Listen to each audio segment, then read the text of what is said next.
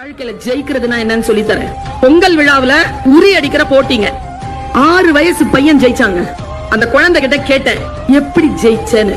அவன் சொல்றான், நான் என்ன பண்ணேன் தெரியுமா, என் கண்ணு மூடி இருந்தாங்கல்ல, அதுக்குள்ள இருந்த என் கண்ணை மூடிக்கிட்டேன். அப்பா, மூடன கண்ணுக்குள்ள அவன் மூடிட்டானா தியானத்துக்குள்ள போயிட்டான்னு அர்த்தம்.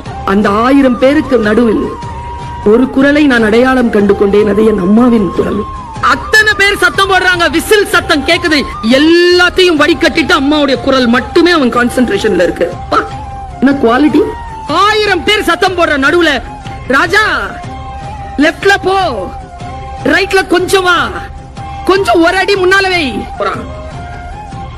கரெக்டா வரும்போது அம்மா சொன்னாங்க, கைய உயர்த்துறான். கைய உயர்த்தினான், அட்ராய் போனா பாருங்க, அடிச்சா உரி உடைஞ்சிருச்சு.